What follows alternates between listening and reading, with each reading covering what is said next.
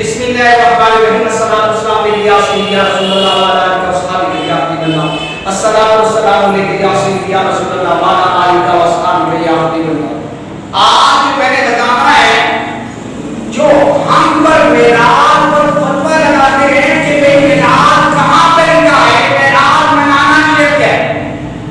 ایک جو فتنہ دجال ہے، فتنہ دجال کون؟ مرزا جی پہ، اور میں نے بار بار اس کی کمنٹس میں لکھا ہے کہ وہ کہا آیا تم یہ کر دو، بخاری میں لکھا ہے، مسلم میں لکھا ہے، ارے نام دی تمہیں تو ایک سطر پڑھنی نہیں آتی، حدیث کی بات تو خدا قسم تو اس کے بس کی بات نہیں ہے، اس انسان ذاتی انسان کو دیکھ کر سطر قرآن کی بھی پڑھنی ہے، اس کو تو دیکھ کر قرآن کی سطر پڑھنی نہیں آتی ہے۔ میں نے کہا ہے مجھے نہ سناؤ، جاؤ کوئی سورۃ یاسین اپنے سامنے رکھو، دیکھ کر اس کی ویڈیو بنا دو، تمہیں تو دیکھ کے قرآن پڑھنا نہیں آتا، تمہیں کیا دین بیان کرنا ہے، اور فلاں مفتی صاحب فلاں مفتی صاحب فلاں مفتی صاحب اور مفتیوں کی تم گردے آپ کر نہیں ہوگی، یہ دین کا کام ہی کر رہی ہے، کتنا ہے۔ اچھا معراج میں نانا بھائی پہلے تو بتائیں کہ جو کہتے ہیں نا معراج ابھی یہ بدعت ہے، بدعت کی تعریف کو غلط کرتے ہیں۔ اگر تم یہ بدعت کی تعریف کرتے ہو کہ نئی چیز کو کہتے ہیں، جو چیز نہیں ہے وہ بدعت ہے، تو تم حضور کے دور میں تو تم بھی نہیں تھے، حضور علیہ السلام آقا علیہ السلام کے دور حیات میں تم بھی نہیں تھے، ظاہری حیات میں اب تم نے بھی نہیں پایا، پھر تو تم بھی سر سے لے کے پاؤں تک بدعت ہو، تمہیں بھی دفنا دینا چاہیے۔ تم دنیا میں کیا کر رہے ہو، تمہیں بھی دفنا دینا چاہیے، کیونکہ بدعت اور بدعت کا دنیا میں رہنے کا کیا حق ہے، تمہیں بھی دفنا دینا چاہیے، اس لیے کہ تم بدعتی ہو، اور حضور کے دور میں تم نہیں تھے، اب تم نئی فضا اور نیا فتنہ بڑھ گئے، تمہیں بھی دفنا دینا چاہیے۔ اب دیکھیں دوسری بات یہ کہ امام بخاری، اب جنہوں ہمارے پاس اس کا جواب ہے، امام بخاری تو وہ امام بخاری کی وہ امام بخاری کو ہے کہ ہر حدیث، جب بھی حدیث امام بخاری رحمۃ اللہ تعالی حدیث کو لکھا تو لکھنے سے پہلے امام بخاری نے جب بھی حدیث کو لکھا اور حدیث امام بخاری نے حدیث کو مکمل کر دیا، 16 سال کے اندر 16 سال کے اندر امام بخاری نے اس کتاب کو مکمل کیا۔ اب سوال یہ 16 سال میں تو مکمل امام بخاری کی کتاب مکمل ہوئی، لیکن ہر کتاب کے اندر جب بھی کوئی حدیث لکھی ہے تو لکھتے وقت باقاعدہ وضو کیا، ہر حدیث کو لکھتے وقت وضو بھی کیا، غسل کیا، اور پھر اس کے بعد حدیث کو لکھا، اور ہر حدیث پر غسل کرنا اور پھر اس کے بعد مراقبہ کرنا، پھر یہ تو آپ کو یہ نہیں کرتا، حضور کے دور میں تو ایسا کسی صحابی اور کسی تابعی نے نہیں کیا، کہ پھر آپ کیوں کر رہے ہیں؟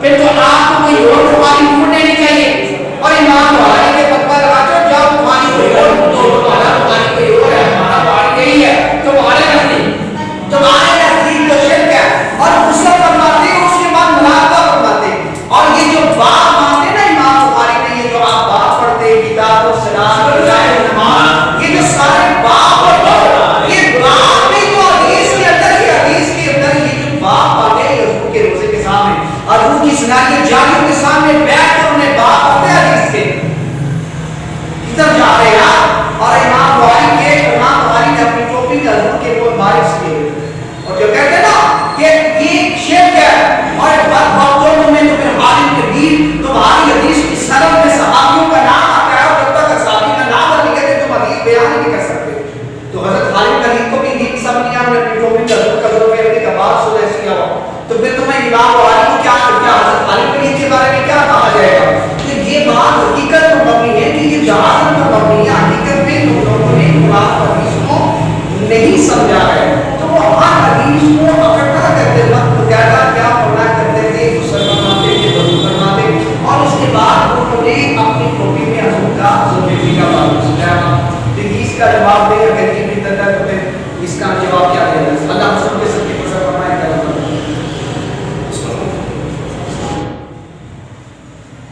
بسم اللہ الرحمن الرحیم الصلاۃ والسلام علی سیدنا رسول اللہ وعلی آلہ وصحبہ یا حبیب اللہ الصلاۃ والسلام علیک یا سیدنا رسول اللہ وعلی آلہ وصحبہ یا حبیب اللہ۔ آج میں نے بتانا ہے جو ہم پر معراج پر فتویٰ لگاتے ہیں کہ بھئی معراج کہاں پہ لکھا ہے، معراج منانا شرک ہے۔ ایک جو فتنہ دجال ہے، فتنہ دجال کون؟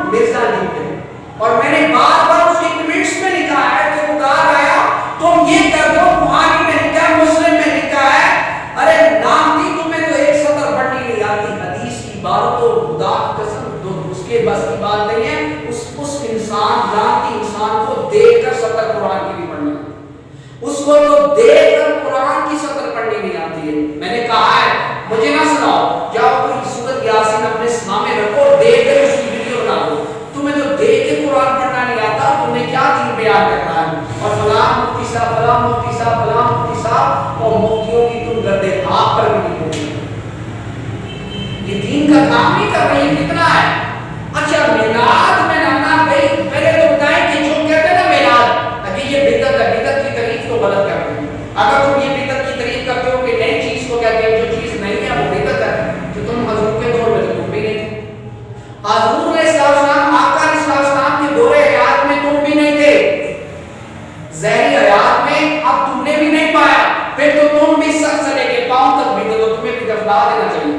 تم دنیا میں کیا کر رہے ہو، تمہیں بھی دفنا دینا چاہیے، کیونکہ بدعت اور بدعت کی دنیا میں رہنے کا کیا حق ہے. تمہیں بھی دفنا دینا چاہیے اس لیے کہ تم بدعتی ہو اور حضور کے دور میں تم نہیں تھے. اب تم نئی فضاد اور نیا فتنہ بڑھ گئے، تمہیں بھی دفنا دینا چاہیے. اب دیکھیں دوسری بات یہ کہ امام بخاری، اب جنہوں ہمارے پاس اس کا جواب ہے امام بخاری تو وہ امام بخاری کی وہ امام بخاری وہ ہے کہ ہر حدیث جب بھی حدیث امام بخاری رحمۃ اللہ تعالی حدیث کو لکھا تو لکھنے سے پہلے امام بخاری نے جب بھی حدیث کو لکھا اور حدیث امام بخاری نے حدیث کو مکمل کر دیا. 16 سال کے اندر امام بخاری نے اس کتاب کو مکمل کیا. اب سوال یہ 16 سال میں تو مکمل امام بخاری کی کتاب مکمل ہوئی، لیکن ہر کتاب کے اندر جب بھی کوئی حدیث لکھی ہے تو لکھتے وقت باقاعدہ وضو کیا. ہر حدیث کو لکھتے وقت وضو بھی کیا، غسل کیا اور پھر اس کے بعد حدیث کو لکھا. اور ہر حدیث پر غسل کرنا اور پھر اس کے بعد مراقبہ کرنا، پھر یہ تو آپ کو یہ نہیں ملتا تھا. حضور کے دور میں تو ایسا کسی صحابی اور کسی تابعی نے نہیں کیا، تو پھر آپ کیوں کر رہے ہیں؟ پھر تو آپ کو کوئی اور بخاری ڈھونڈ لینی چاہیے اور امام بخاری کے فتویٰ لگاتے ہو جاؤ بخاری کوئی اور تو ہمارا بخاری کوئی اور ہے، ہمارا بخاری یہی ہے. تمہارے نزدیک تو شرک ہے. اور غسل فرماتے ہیں اس کے بعد مراقبہ فرماتے ہیں. اور یہ جو باب مانتے نا امام بخاری نے، یہ جو آپ باب پڑھتے ہیں کتاب الصلاۃ نماز، یہ جو سارے باب پڑھتے ہو یہ باب بھی تو حدیث کے اندر یہ جو باب آ گئے حضور کے روزے کے سامنے، حضور کی سنائی جاریوں کے سامنے بیٹھ کر انہیں باب پڑھتے حدیث کے کدھر جا رہے ہیں آپ. اور امام بخاری نے اپنی ٹوپی میں حضور کے اوپر بارش کی اور جو کہتے ہیں نا کہ یہ شرک ہے. اور وقتوں میں تو پھر عالم کے دین تمہاری حدیث کی سند میں صحابیوں کا نام آتا ہے اور جب تک صحابی کا نام نہ لکھے تھے تم حدیث بیان نہیں کر سکتے. تو حضرت خالد خلیل کو بھی دین سب نے اپنی ٹوپی میں حضور کا ضرور پہننے کا بعد سنا کیا ہوا. تو پھر تمہیں امام بخاری کو کیا حضرت خالد خلیل کے بارے میں کیا کہا جائے گا؟ کہ یہ بات حقیقت پر مبنی ہے کہ یہ جہالت پر مبنی ہے. حقیقت میں تم لوگوں نے قرآن حدیث کو نہیں سمجھا ہے. تو وہ ہر حدیث کو اکٹھا کرتے وقت باقاعدہ کیا پڑھنا کرتے تھے، غسل فرماتے تھے، وضو فرماتے اور اس کے بعد انہوں نے اپنی ٹوپی میں حضور کا زندگی کا باب سنایا. تو اس کا جواب دے اگر یہ بھی تک تو پھر اس کا جواب کیا دینا ہے؟ اللہ حسن کے سب کی پسند فرمائے کیا